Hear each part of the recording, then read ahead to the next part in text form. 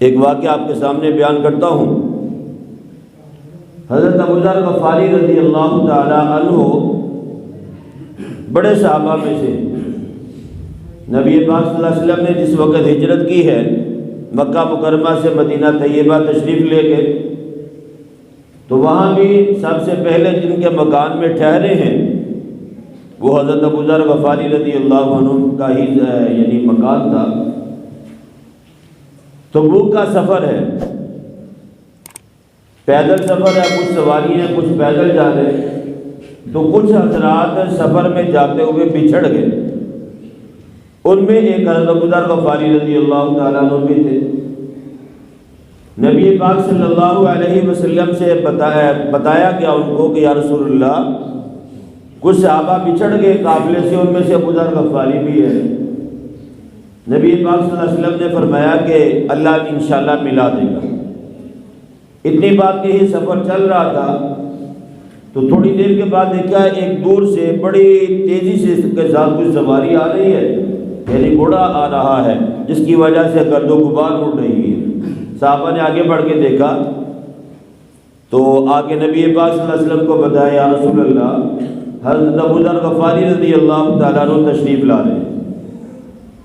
آپ نے فرمایا اس کو میرے پاس بلاؤ۔ نبی پاک صلی اللہ علیہ وسلم کی خدمت میں حاضر ہوئے۔ نبی پاک صلی اللہ علیہ وسلم نے کچھ باتیں ارشاد فرمائی جو خاص ابو ذر کے لیے تھی۔ آپ نے پاس بٹھا کے فرمایا کہ یعیش وحیداً، تو اکیلا زندگی گزارے گا، اور پھر فرمایا کہ یموت وحیداً، اور تو اسی طرح اکیلا ہی فوت ہوگا۔ یصلون علیک طائفۃ من المؤمنین، تیرے اوپر ایک ایمان والے لوگوں کی جماعت نماز جنازہ پڑھے گی۔ وَيُحْشَرُونَ وَحِيدًا، اور جب قبر سے اٹھے گا اس وقت بھی اکیلا ہی اٹھے گا۔ یہ 4-5 باتیں نبی پاک صلی اللہ علیہ وسلم نے حضرت ابو ذر کے لیے فرمائی۔ یہ معاملہ آیا کیا ہو گیا؟ نبی پاک صلی اللہ علیہ وسلم کی وفات کے بعد حضرت ابو ذر رضی اللہ تعالیٰ عنہ نے اپنی ایک بیٹی کو ساتھ لیا، اپنی بیوی کو ساتھ لیا، مدینہ طیبہ سے ہجرت کر کے نکل گئے۔ عراق اور مکہ مکرمہ کے درمیان ایک مقام ہے جس کو رمضہ کہتے ہیں، بالکل جنگل بیابان ہے۔ حضرت ابو ذر رضی اللہ تعالیٰ عنہ نے وہاں جا کے اپنے ڈیرے ڈال دیے۔ یہ 3 افراد کا قافلہ ہے، وہیں ایک جھونپڑی بنائی ہے، صحابی رسول ہے، صحابیہ بھی ساتھ ہے اور ان کی بیٹی، یہ تینوں حضرات وہاں رہنا شروع ہو گئے۔ اب جہاں جھونپڑی تھی وہاں حضرت ابو ذر رضی اللہ تعالیٰ عنہ ساری رات کھڑے ہو کے نفل میں قرآن کریم کی تلاوت فرمایا کرتے ہیں۔ وقت آیا کیا ہوا، ایک دن ایسے ہوا کہ حضرت ابو ذر رضی اللہ عنہ نے اپنی بیوی کو بلایا، فرمایا کہ جلدی کرو، یہ جو بکری ہمارے پاس ہے اس کو ذبح کرو، سنت رسول ہے بکری رکھنا، برکت ہے اللہ نے اس میں رکھی۔ تو بکری کو ذبح کیا گیا، فرمایا اس کا کھانا تیار کرو، کچھ لوگ آئیں گے ان کو کھانا کھلانے کے بغیر یہاں سے جانے نہیں دینا۔ یہ حضرت ابو ذر رضی اللہ عنہ نے فرمایا، اور اس کے بعد آپ کی حالت بگڑنا شروع ہو گئی، جو موت کے اثرات تھے نا وہ نظر آنا شروع ہو گئے۔ اہلیہ نے گھر میں کھانا تیار کر لیا، جھونپڑی میں جیسے بھی تھا اس وقت کے اعتبار سے۔ جب وقت آخرت آنے لگا تو ان کی جو بیٹی ہے اس نے نقاب اوڑھا اور وہاں ٹیلے کے پاس جا کے جو کپڑا ہلانا شروع کر دیا تاکہ کسی طرف سے کوئی لوگ آئیں اور آ کر ہمارے ابا کا جنازہ پڑھیں۔ اتنے میں دور سے دیکھا کہ کچھ حضرات تشریف لا رہے ہیں، تو وہ بیٹی ان کو ساتھ لے کے آگے کہا جی میں ابو ذر کی بیٹی ہوں، ہمارے ابا کا آخری وقت ہے، جنازہ پڑھنے والا کوئی نہیں ہے۔ نبی پاک صلی اللہ علیہ وسلم نے تبوک کے موقع پہ کیا فرمایا تھا؟ یصلون علیک طائفۃ من المؤمنین، ابو ذر تیری جنازہ ایک جب مومنوں کی ایک جماعت پڑھے گی۔ جب یہ قافلہ آگے آیا تو اس میں حضرت عبداللہ ابن مسعود بڑے صحابہ میں سے انہوں نے کہا میں عبداللہ ابن مسعود ہوں، ابو ذر کے پاس لے کے چلو، بیٹی لے کے آ گئی، جلدی جلدی بھاگ کے ان کے پاس پہنچے کہ جا کے دیکھیں شاید ابھی کو سانس چل رہا ہو۔ تو جب پہنچے تو آگے اپنا تعارف کرایا، ابو ذر رضی اللہ عنہ کی آخری سانسیں چل رہی تھی۔ تو اس وقت فرمایا کہ اللہ کے نبی صلی اللہ علیہ وسلم نے تبوک کے موقع پہ یہ بات ارشاد فرمائی تھی مجھے کہ تیری نماز جنازہ ایمان والوں کی ایک جماعت پڑھے گی، رہے گا تو اکیلا، مرے گا تو اکیلا، قبر تیری اکیلے بنے گی، لیکن ایک مومنوں کی جماعت تیرا جنازہ پڑھے گی۔ یہ بات کہی، اس کے بعد فوت ہو گئے۔ فوت ہو گئے جناب، جیسے بھی وہاں کے اعتبار سے کب ہے غسل دیا گیا، کفن دیا گیا، جنازہ پڑھا، اسی مقام پہ آپ نے فرمایا میں ساری رات یہاں کھڑا ہو کے قرآن پڑھا کرتا تھا، یہی میری قبر بنا دینا۔ میں نے شروع میں عرض کی کہ صحابی رسول ہونا ایک بہت بڑا اعزاز ہے، لیکن اس کے باوجود بھی وہ صحابی رسول جہاں ساری رات قرآن پڑھا کرتے تھے، فرمایا اس جگہ پہ میری قبر بنانا، اس لیے کہ اللہ کی رحمتیں براہ راست میں نے اپنی آنکھوں سے اترتی دیکھی۔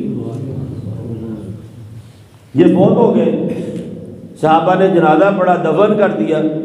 اب دفن کرنے کے بعد اندر سے پردے سے آواز آئی کہ آپ جتنے حضرات ہیں تمام حضرات نے کھانا کھا کے جانا ہے۔ یہ ہمارے ابا نے نصیحت کی۔ صحابہ رونا شروع ہو گئے۔ ابو ذر جب اپنے حیات میں مدینہ میں تھے، مہمان نواز بہت تھے، تو حضرت عبداللہ بن مسعود رضی اللہ تعالیٰ عنہ نے ان کی قبر پہ ہاتھ رکھ کے کہا ابو ذر جس وقت تو زندہ تھا اس وقت بھی کریم تھا، اس وقت بھی سخی تھا، آج مرنے کے بعد بھی تیری سخاوت چل رہی ہے۔ صحابہ کو نہیں پتا، اور صحابی رسول نے مرنے سے پہلے کہا بکری ذبح کرو، مہمان آئیں گے، ایمان والوں کی جماعت آئے گی، میرے جنازے سے فراغت کے بعد، دفن کے بعد تم نے ان کو کھانا کھلا کے یہاں سے روانہ کرنا ہے۔ صحابہ کی آنکھوں سے آنسو آ گئے، چیخیں نکل گئی کہ ابو ذر تو جب زندہ تھا پھر بھی سخی تھا، مرنے کے بعد بھی تیری سخاوت ختم نہیں ہوئی۔